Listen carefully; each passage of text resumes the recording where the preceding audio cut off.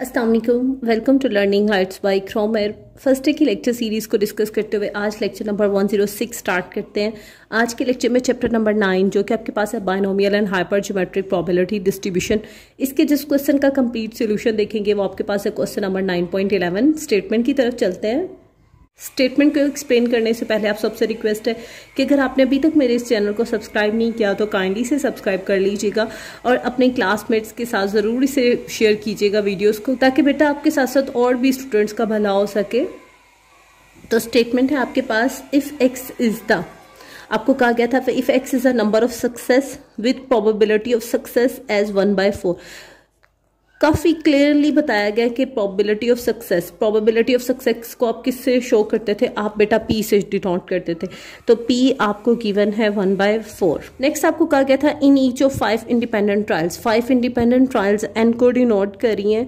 तो बेटा एक पॉइंट याद रखिएगा कि बायनोमियल डिस्ट्रीब्यूशन में जो ट्रायल्स होती है ना वो इंडिपेंडेंट होती हैं, जबकि हाइपर ज्योमेट्रिक डिस्ट्रीब्यूशन में जो ट्रायल्स होती है ना वो डिपेंडेंट होती हैं। अगर आप फर्स्ट पार्ट देखें तो आपने x = 0 पे प्रोबेबिलिटी फाइंड आउट करनी है। बेटा अगर आपके पास p है 1/4 तो क्या आप q फाइंड आउट कर सकते हैं? q = 1 - p करके qs से ही 1 - 1/4। इधर आपके पास 4 एलसीएम होगा। जब कभी डिवाइजर में कुछ ना होना तो ये एलसीएम मल्टीप्लाई हो जाता है, तो ये बनेगा 4 1s are 4, 4 - 1। तो q की बेटा आपके पास वैल्यू आएगी 3/4। p भी मिल गया, q भी मिल गया, n भी मौजूद है। आपने x = 0 पे फाइंड आउट करना है। चलें सबसे पहले ये डिसाइड करते हैं कि x की रेंजेस किसके इक्वल होंगी, कि x कैसे पता चलेगा कि कहाँ से स्टार्ट हो रहा है और कहाँ पे फिनिश हो रहा है। x हमेशा 0 से स्टार्ट होता है और ये फिनिश वहाँ पे होता है जहाँ पे n फिनिश हो रहा हो। तो ये 1 2 3 4 एंड 5। फर्स्ट पार्ट तो बहुत फिर इजी है, इसने कहा है कि जस्ट प्रोबेबिलिटी फाइंड आउट करो 0 पे, तो आपने इस पॉइंट पे प्रोबेबिलिटी फाइंड आउट करनी है। तो ये तो फिर कैलकुलेट करना बेटा कोई इशू ही नहीं है। हम मेंशन करेंगे प्रोबेबिलिटी x = 0। फार्मूला मेंशन कीजिएगा, आपके पास है बायनोमियल का NCX px q की पावर n - x। आपने n पे सब्स्टिट्यूट करना है 5। क्वेश्चन में x = 0 है तो ऑफ कोर्स आप 5c0 कैलकुलेट करेंगे।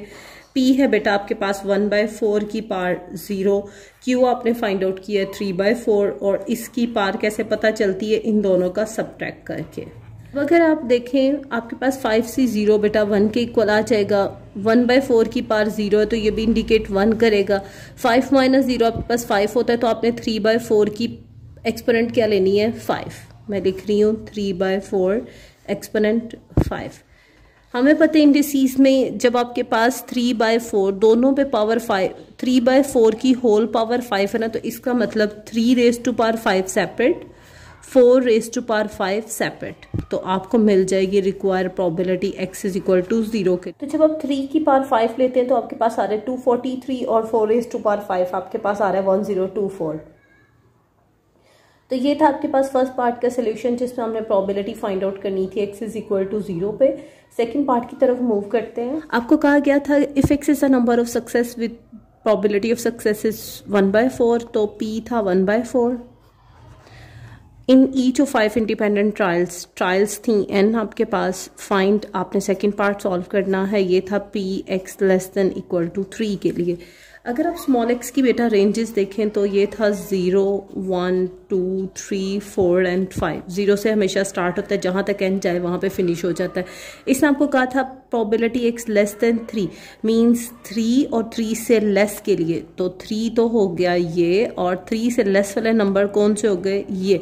तो आपने 0 1 2 और 3 इसके लिए प्रोबेबिलिटी को फाइंड आउट करना है। क्वेश्चन में आपको गिवन था आपने प्रोबेबिलिटी x <= 3 के लिए फाइंड आउट करना है। रेंज देखें तो 0 से 5 तक चल रही है। 3 ये है मेरे पास, और 3 से लेस वाले नंबर कितने हैं, 0 पड़ा है, 1 पड़ा है, 2 है और 3।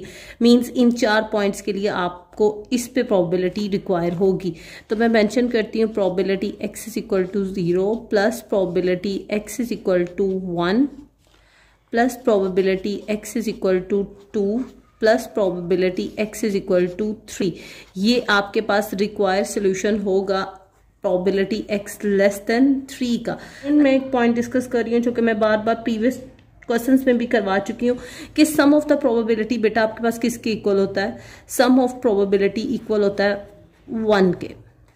मीन्स अगर आप 0 से लेकर 5 तक की प्रोबेबिलिटीज फाइंड आउट करके इन्हें प्लस करो तो ये 1 के इक्वल आता है। तो मैं क्या करती हूँ, मैं इस 1 में से ना माइनस कर देती हूँ।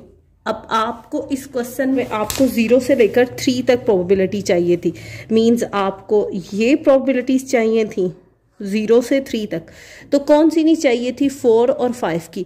तो मैं 1 में से माइनस कर देती हूँ probability x is equal to 4 की और probability x is equal to 5 की, और ये रूल लगाते हुए क्वेश्चन मार्क ये आता है कि मैंने क्यों ये फाइंड आउट नहीं किया, मैंने इसकी जगह पे ये लिख लिया। बेटा देखें यहाँ पे आपको 1 2 3 4 पॉइंट्स के लिए कैलकुलेट करना है और यहाँ पे जस्ट 2 पॉइंट्स के लिए कैलकुलेट करना है, तो फिर ये ज़्यादा कन्वीनियंट नहीं है। इस वजह से मैंने यहाँ पे ये ला लगाया, प्रोबेबिलिटी x लेस देन 3 यूं ही, 1 ऐसे ही माइनस यूं ही। बस बेसिक फार्मूला था NCX PX Q की पावर n माइनस x। इसमें वैल्यूज को सब्स्टिट्यूट करते हैं। n क्या है 5, आप 4 के लिए वर्क कर रहे हो तो 5C4, P की पावर 1/4 की पावर 4, आपके पास क्या आ रहा था 3/4, तो 3/4 की पावर 5 माइनस 4।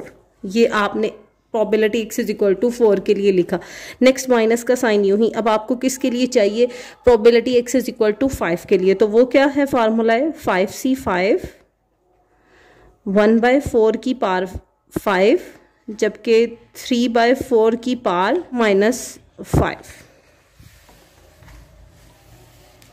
तो ये ज़्यादा कन्वीनियंट हमारे लिए रहेगा। हम यहाँ लिखेंगे probability x less than equal to 3 यूं ही, ये बेटे 1 यूं ही माइनस यूं ही। 5C4 बेटा आपके पास 5 आ रहा है, आपको क्या चाहिए 1/4 की पावर 4 लेनी है आपने, और इधर 3/4 की पावर आपको क्या कैलकुलेट करनी है, 5 माइनस 4 1 होता है। 5C5 बचे 1 आ जाएगा, 1/4 की पावर आपको 5 चाहिए और 5 माइनस 5 0 होगा, तो 3/4 की पावर जब 0 होगी तो ये भी आपके पास 1 के इक्वल आ जाएगा। तो देखते हैं कि मुझे क्या पॉइंट्स मिलेंगे। 5 ऐसे ही, 1 की पावर 4 1 ही हो जाएगी, जबकि 4 की पावर 4, ये देखते हैं कि क्या आ रहा है 4 पावर 4, ये बेटा आपके पास 256 आ रहा है। जब भी किसी नंबर की पावर 1 हो तो आपके पास वही नंबर वापस आ जाता है, तो ये 3/4 ही इन रिटर्न आ जाएगा।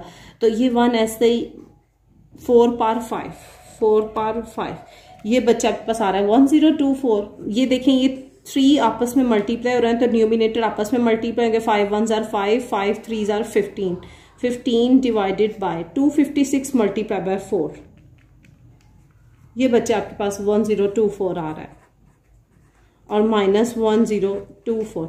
अब यहाँ पे मोस्टली स्टूडेंट कैलकुलेटर का यूज करेंगे, हम विदाउट कैलकुलेटर करेंगे। 1024 सिमिलरिटीज में एलसीएम आ जाए। अब देखें 1024 इधर डिवाइजर में कुछ नहीं है ना, तो 1024 1 से मल्टीप्लाई हो जाएगा, तो ये 1024। जब ये एलसीएम और डिवाइजर सिमिलर हो तो -15 यूं ही, इधर फिर सिमिलर है तो -1 यूं ही। और जब मैं माइनस करती हूँ 1024 -15 -1, ये बच्चा आपके पास आ रहा है 1008 डिवाइडेड बाय 1024, 008 डिवाइडेड बाय 1024। तो बेटा इसकी लोएस्ट फॉर्म कुछ इस तरह, मेरे पास पॉइंट्स में नंबर आ रहे हैं, मुझे पॉइंट्स नहीं चाहिए, मुझे फ्रैक्शन में आंसर चाहिए। तो मैं ये ST का बटन प्रेस करती हूँ, तो ये आपके पास बन रहा है 63 डिवाइडेड बाय 60। तो ये था आपके पास कंप्लीट 2 सब पार्ट्स थे और हमने 1 बाय 1 इन दोनों को सॉल्व किया। इसके साथ आज का हमारा लेक्चर फिनिश होता है। लास्ट पे सबसे रिक्वेस्ट है, प्लीज चैनल को लाइक और सब्सक्राइब कीजिएगा, अपने दोस्तों के साथ शेयर कीजिएगा, अपना ख्याल रखिएगा। अल्लाह हाफिज़।